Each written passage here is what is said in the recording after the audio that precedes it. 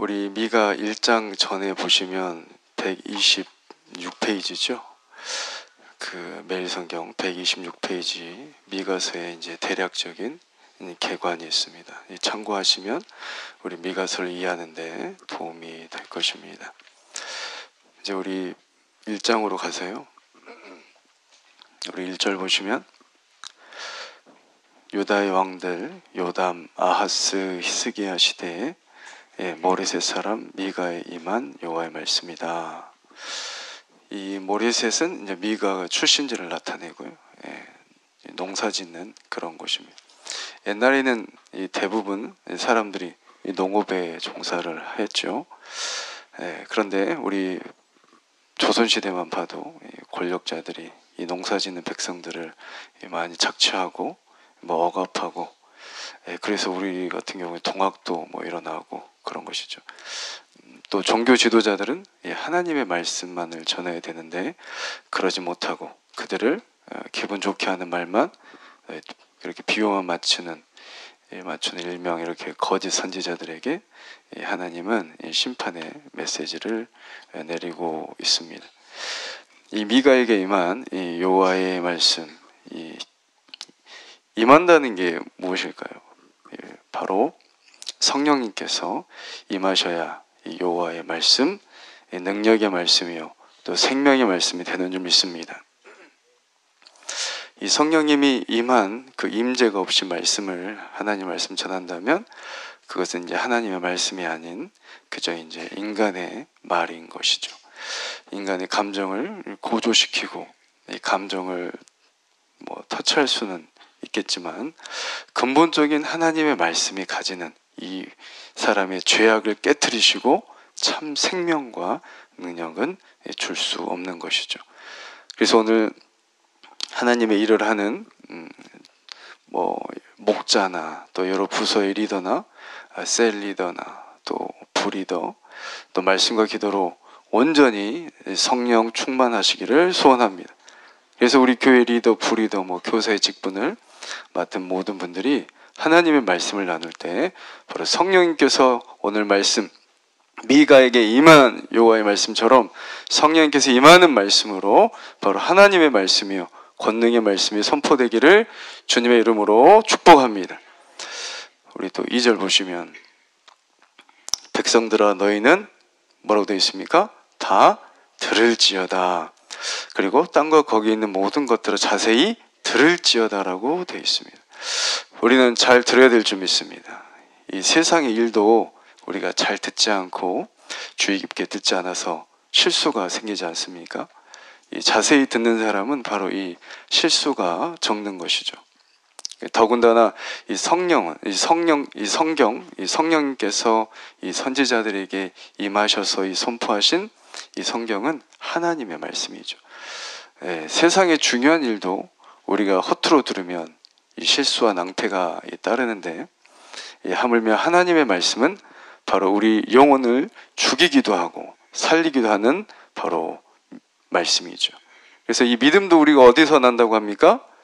그렇죠. 들음에서 나는 것처럼 여호와의 말씀을 잘 듣는 우리가 되어서 이 잘 듣는 정도를 뛰어넘어서 성경에서 말하는 이 청종하는 삶, 온전한 순종의 삶을 사는 우리가 되기를 원합니다.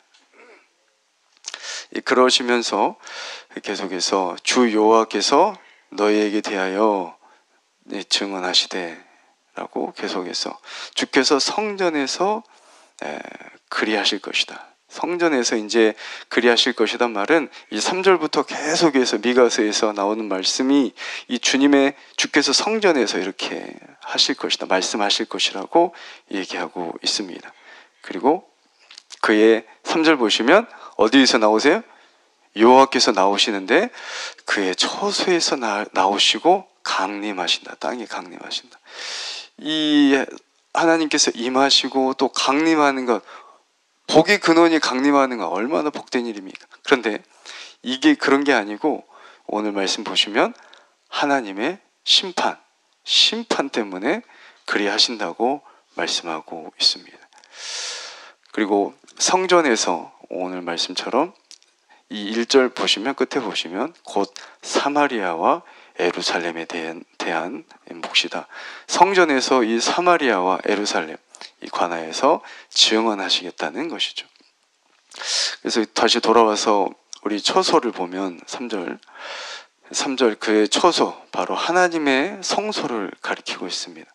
영원한 진정한 성전은 바로 하늘에 있는 하늘 성전이죠.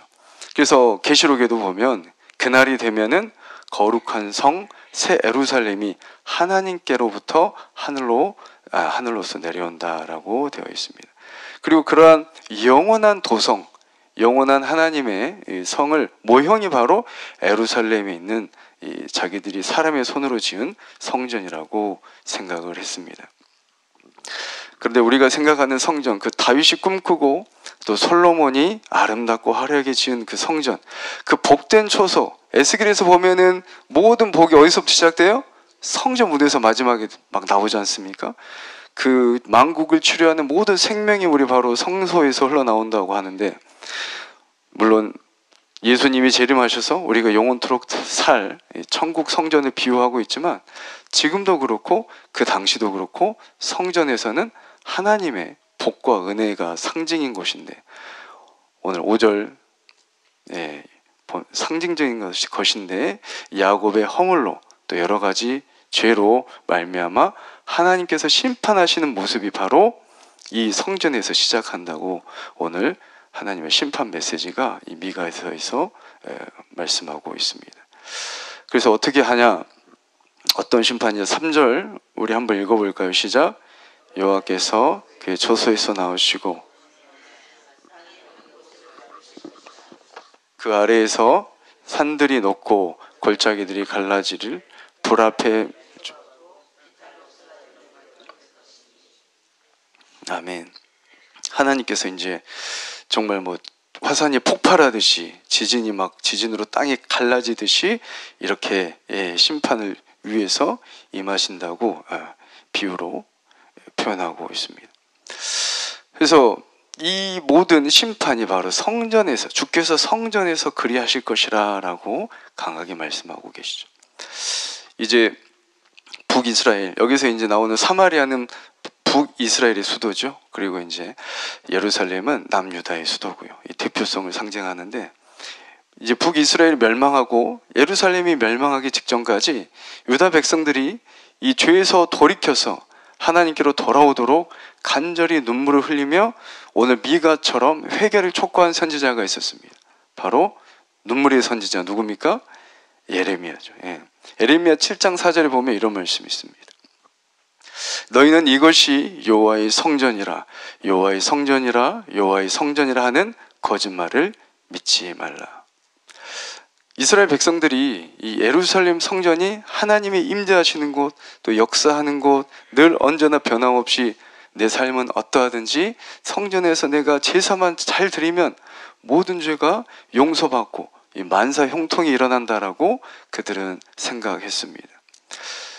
이자들이 믿는 것은 지금 무엇만 믿고 있습니까? 하나님을 믿고 하나님의 말씀을 믿고 살아야 되는데, 오직 무엇만 믿는 거예요? 성전에서, 내가 성전에 있으면 안전하고 성전에서 제사만 드리면 모든 것은 완전하다라고 생각한 것이죠. 그래서 이들이 결국에는 이제 솔로몬 성전이, 그 화려했던 성전이 폐허가 되고, 그 다음에 이제 예수님 시대 때 뭐가 지어지고 있었어요? 헤롯 성전이 지어지고 있었죠. 그게 이제 제2성전인데, 두 번째 이제 수룹바벨이 지었던 거를 다시 더 솔로몬 시대처럼 화려하게 지으려고 그때 예수님 시대에도 이 성전이 지어지고 있었죠. 바로 이 헤롯이 유대인의 환심을 얻기 위해서는 뭘 하는 거예요?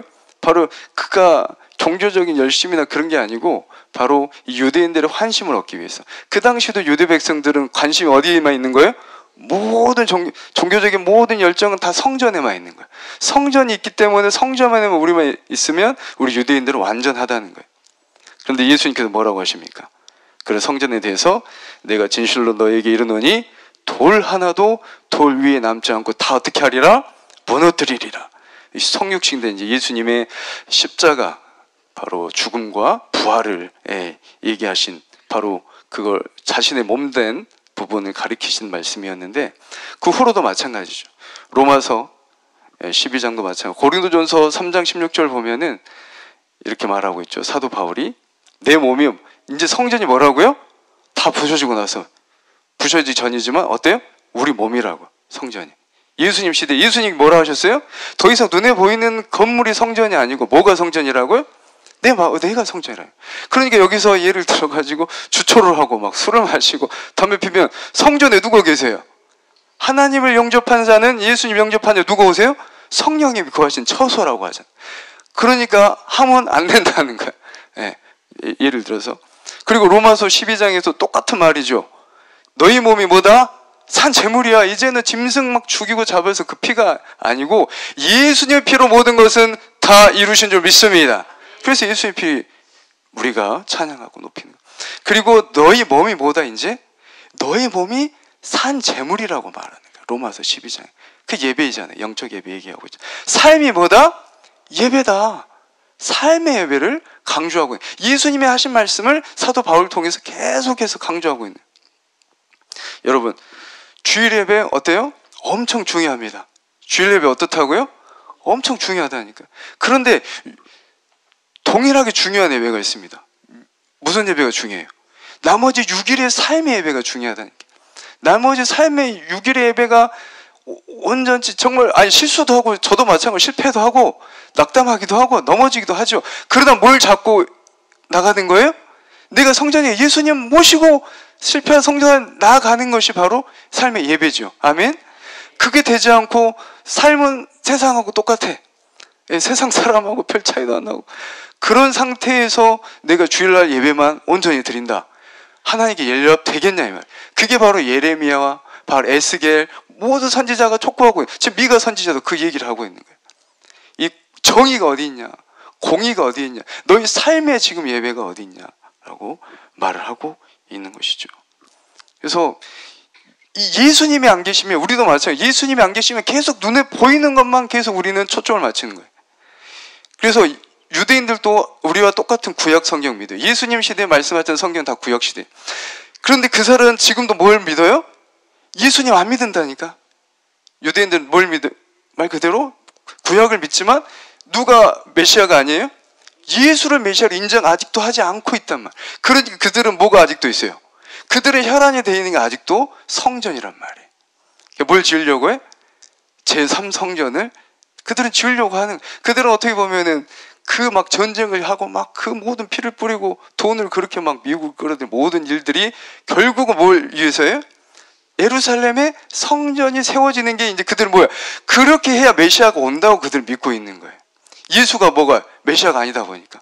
이렇게 예수님이 안 계시면 사람이 유대인이라도 그렇게 헛된 것에 목숨을 거는 거예요. 이미 예수님께서 하신 말씀, 바로 예수님이 메시아이고 예수님 메시아 그들을 믿지 않으니까 바로 그렇게 되는 것처럼 이 이사야, 에레미야, 에스겔, 마지막 누구예요? 구약의 마지막 선지자 말라기까지 이걸 계속해서 강조하고 있는 거예요.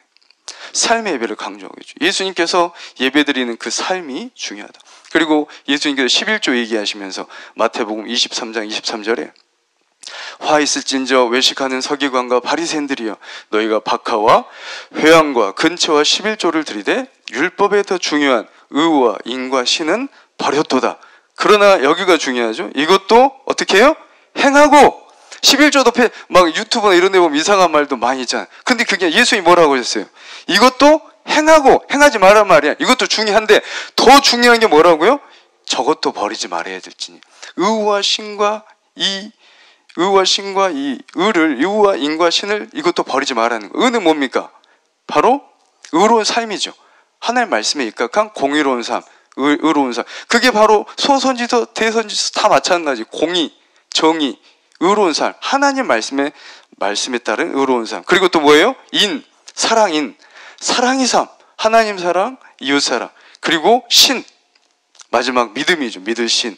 바로 말씀을 그대로 믿는 믿음의 삶을 살고 그 삶 가운데서 우리가 헌물하고 하나님께서 굉장히 또 중요하잖아요. 우리 신앙생활에. 요한 웨슬리 그 감리교 창시한 사람도 지갑이 회개하지 않은 사람은 그 사람 어떤 사람이에요? 아직 회개 안 한 사람이라 그래요. 그리고 마틴 루터도 아직 지갑이 회개하지 않으면 그 삶은 거듭나지 않았다고까지 말을 하고 있어요. 그만큼 왜요? 우리의 보물이 있는 곳에 우리 마음이 가니까, 성경 말씀대로. 그런데 오늘 말씀, 예수님께서 하신 말씀처럼 우리의 인과 의와 신을 버리면 된다 안 된다? 안 되나요? 삶이 중요해요. 삶의 그런 삶을 드리고 하나님께 정말로 주일 예배 드렸을 때 하나님께서 기뻐 받으실 줄 믿습니다. 성경에서 막 얘기하고 있는 것이죠. 그래서 성전 제사 예배로 다 되는 게 아니야. 주일날 한 번에 예배로 다 그런, 굉장히 주일 예배도 중요하지만 삶이 중요함을 이 선지서들, 이 선지자들은 계속해서 강조하고, 누가 강조하는 거예요? 선지자는 여러 명이지만 한 분, 우리 만왕의 왕 하나님께서 강조하신 줄 믿습니다. 그래서 악한 행실을 그치고 악한 마음을 버려라 라고 계속해서 미가 마지막까지 나가는 말씀이죠. 말씀에 순종하는 삶을 살아야 진정한 예배임을 성경은 계속해서 강조하고 있습니다. 그래서 예수님께서 여호와의 성전에 몇 번 강조하세요? 3번. 항상 예수님이 가장 중요한 말 하실 때 뭐라고 하세요? 진실로 진실로 진실로 내가 너에게 이르노니. 이것이 성전이라, 여호와의 성전이라, 여호와의 성전이라 하는 예레미야가 뭐라 그래요? 거짓말을 믿지 말아라고 하는 거예요. 그래서 진실한 마음으로 우리가 회개하고 말씀대로 삶을 살아라. 말씀 가지고 끙끙 앓는 것이 어떻게 보면, 어떻게 뭐 예수님처럼 살 수 있겠어요? 그러나 그 말씀 가지고 어때요? 영어로 스트러글이라고 하는데 끙끙하면서 그렇게 살아가는 거예요. 그래서 성전에서 제사, 예배만 맹신하고 있어요. 지금도 그들은 어때요? 2000년이 지나고 성전이 없는 삶을 살았음에도 그들은 아직도 그래요. 누가 없으니까? 예수님이 없고 말씀이 없으니까. 그래서 6일 동안 삶의 예배. 그래서 지금 하나님께서 미가를 통해서 심판을 선포하시는데, 심판이 이미 심판받은 이방인들에게 하는 게 아니라 어디서 심판이 선포되고 있다고요? 하나님의, 그 당시엔 하나밖에 없잖아요. 예루살렘 성전, 제대로 된 성전. 거기서 바로 하나님의 심판이 선포되고 있다는 것입니다. 다른 대선지서도 마찬가지죠. 모든 대선지서도 똑같은 말을 동일하게 하고 있습니다. 그래서 회개하고 하나님을 순종하며 그 하나님을 바라는 자들에게 하나님이 임재하는 임재가 우리 모두에게 되기를 원합니다. 그러나 회개치 않고 불순종하고 이 세상을 사랑하는 자들에게는 하나님의 임재가 곧 어떤 거예요? 오늘 말씀처럼 축복이 아니고 심판이 되는 것이죠. 우리도 다시 예수님 다시 오실 줄 믿습니다. 아멘. 예수님 다시 온다고 하셨어요. 그러면 예수님 다시 오실 때 우리는 뭐예요? 할렐루야 아멘, 마라나타 어서 오시옵소서지만, 하나님이 예수님을 믿지 않고 회개하지 않고 진실로 회개하지 않고 살지 않은 자들이 뭐가 되는 거예요? 그들에게 심판이 되는 거예요.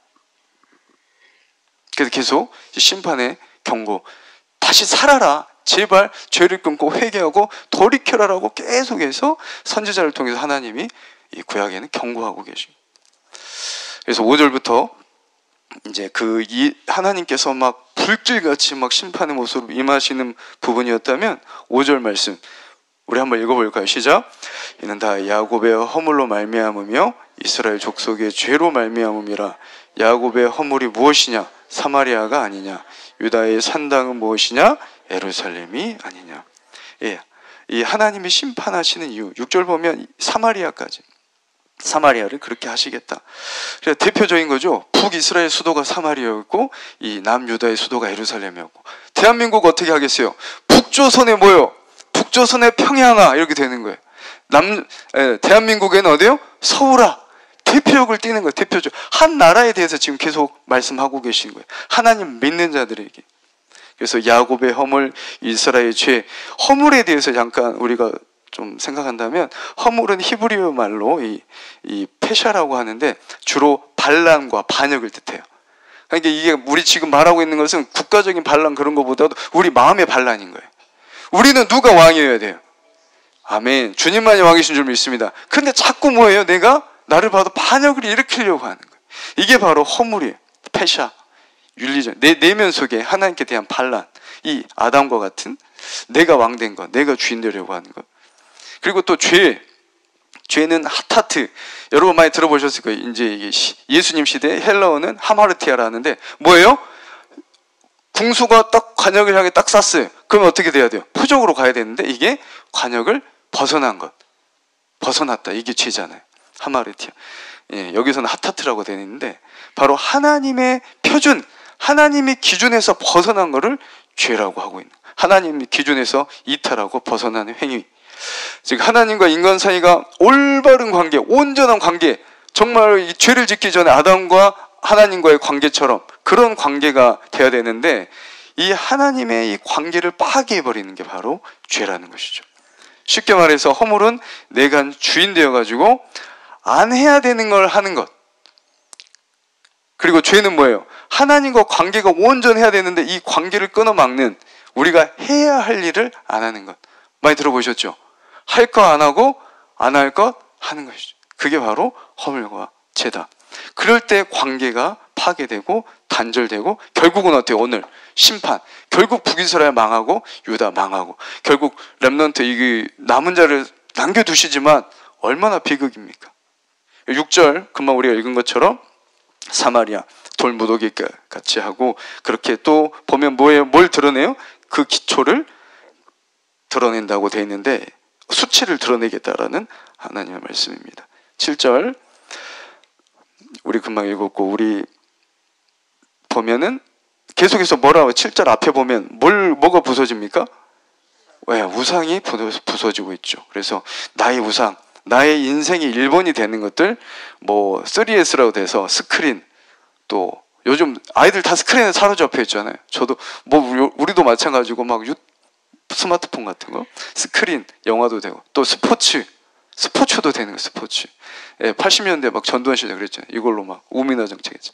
또 성. 그러니까 4,000년 전이나 3,000년 전이나 예수님 시대나 지금 30년 전이나 지금은 어때요? 인간은 똑같다는 거예요. 똑같아. 근본은 똑같아. DNA는 똑같아.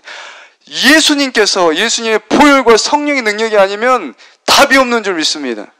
그래서 모든 것 하나님 앞에, 근데 자식일지라도 하나님보다 앞서면 뭐가 되는 거예요? 우상이 되는 거예요. 그러니까 우상은 어떻게 하십니까? 오늘 말씀처럼 철저히 부서지게 하십니다. 하나님을 내가 믿고 고백하고 우리가 그렇게 따른다고 결정했던 사람인데 성령님 모셨는데 우상이 들어오면 어때요? 하나님께서 그 우상을 철저하게 부수세요. 우리를 사랑하신다면. 그럴 때 우리 마음은 어떻게 될까요? 우리 마음도 같이 부서지는 거죠. 그러면서 뭐가 일어나요? 회개하고 다시 주님께로 돌아가는. 그래서 우리는 부서지면 안 되잖아요. 가슴 부서지면 얼마나 아픕니까? 후유증이 오래 가잖아요. 그래서 우리는 오직 한 분, 1번은 하나님인 줄 믿습니다. 다른 건 우상이 되면 안 돼. 결국 하나님의 백성은 구상을 깨트리기 때문에. 그래서 그 또 계속해서 뭐가 나와요? 음행. 7장. 음행. 지금도 마찬가지고 기생의 값이라 나와요. 그 당시에는 어떤 적이 침투하면은 다른 나라 침공하면 그 성전을 이렇게 다 하고 거기에 있는 막 창기들이, 그 당시엔 창기들이 있었어요. 성전에. 그런데 그게 이방 나라만 있었는데 어디도 있었다는 거예요. 북이스라엘도 있고 유다에도 이게 있으니까 그 값이라는 거예요. 그 값. 결국 어때요? 기생의 값은 기생의 값으로 돌아간다. 음행의 값 하나님께서 받으시겠냐? 그 성전에서 그런 돈을 하나님께서 받으시겠냐? 그래서 8절 보면 마지막, 우리 시간이 다 됐어요. 이제 8절만 보면 이러므로 내가 애통하고 애곡하고 어떤 모습으로요? 내가 바로 누가요? 미가가 지금 벌거벗은 모습으로 하나님의 그 말씀을 대언하고 있는 거예요. 그래서 여러분 이사야도 마찬가지고 에레미야도 마찬가지고 하기 싫어. 심지어는 막 에스겔도 마찬가지고 막 하나님께서 막 시키잖아요. 막 인분으로 해가지고 뭐 떡을 그러니까 막 도저히 이거 못하겠어요. 하나님, 난 소똥으로 해줘. 차라리 그러니까 하나님이 소똥으로 해라. 그 모든 게 막 벌거벗고 이사야도 그러고 그 모든 거를 이제 상징 행동이라고 하는데 이 나라가 망한 다음에 어떻게 돼요? 망한 다음에 끌려가는 모습을 지금 상징으로 보여주고 있는 거예요. 이렇게 끌려가는, 포로들은 신발도 다 안 신기고 옷도 막 중요 부분만 가리고 다 벗겼단 말이에요. 그 수치, 이렇게 될 거라, 이렇게 하는데도 어때요? 유대인들이 정신 못 차리고 결국 북이스라엘 멸망했음에도 불구하고 그들이 반면 교사를 삼지 못하고 하나님 말씀에 회개하지 못하고 결국 망해버리죠. 결론입니다. 그래서 우리가 계속 선지서들이 보듯이 하나님의 말씀을 있는 그대로 태어난 그 책망의 말씀을 전한 에레미야는 어때요? 책망 말씀 말하면 어떻게 돼요? 에레미야는 뺨 맞아요. 그리고 죽여버려요. 야, 더 이상 그 하나님 말이라 전하지 마. 예수님 시대도 어땠어요? 예수님이 바리새인이 굉장히 싫어했잖아요. 그러지 말라고. 그럼 너 한 번만 더 그러면 죽인다고. 왜요? 우리는 책망의 말씀을 하나님의 말씀이라도 어때요? 듣기 싫어한단 말. 죄가 관영하면. 그러나 죽기까지 이 하나님의 말씀 전했던 자들이 선지자들이고, 미가 선지자도 마찬가지였죠. 심판의 메시지, 경고의 메시지, 책망하는 선지자를 누가 좋아하겠어요? 다 싫어해요. 다 싫어요. 하나님의 말씀을 받아서 대응하는데 100% 하나님의 말씀이었지만 이 미가를 통해서 선포되는 하나님의 말씀에 그 당시 백성들은 은혜 하나도 못 받았어요. 은혜가 안 되니까 자기를 때리는 말씀인데 뭔 은혜가 되겠어요, 인간적으로. 그래서 오늘 9절 말씀 보면은 이는 그 상처, 결국은 어때요? 다 같이 읽어볼까요? 마지막으로 이는 그 상처는 고칠 수 없고 그것이 유다까지도 이르렀다. 내 백성의 성문 곧 예루살렘에도 미쳐. 결국은 돌이키지 않으니까 너에게 이 예루살렘까지 이르렀다고 말을 하고 있습니다. 그래서 우리가 하나님의 경고와 이 책망의 말씀 우리가 온전히 받고 온전히 반쪽짜리 복음이 되면 안 돼요. 위로와 은혜의 말씀, 저도 그런 메시지만 메시지 전할 별로 없지만 전하면 저도 편해요. 예를 들어서 그런데 말씀들이 있으니까 제가 전하는 거거든요. 근데 모든 이 책망의 메시지가 훨씬 많아요. 여러분 성경 통독하신 분들 보면 알겠지만 책망의 메시지가 훨씬 많습니다. 왜요? 하나님이 우리 아버지시고 우리가 자식이니까. 잘못된 길 가고 있는데, 죄악의 길 가고 있는데, 영혼 구원 받을 수 없는 마귀의 길로 끌려가고 있는데 어떤 부모가 가만히 놔두겠어요? 그래서 여러분 반쪽짜리 복음, 위로의 복음만이 아닌 정말 이 모든 복음, 온전한 복음이 우리 바로 광산교회 우리 모두에게 임하기를 축원합니다. 그래서 온전 성경의 말씀이 우리 가운데 임하여서 정말 하나님이 기뻐하시는 정말 진정으로 회개하고 하나님께 돌아가는 인생의 진정 세상이 아닌 예수님이 바로 우리의 진정한 소망임을 우리가 발견하고 그 말씀대로 그 말씀을 사랑하고 다윗처럼 말씀대로 순종하는 저와 여러분 되기를 주님의 이름으로 축복합니다. 기도드리겠습니다.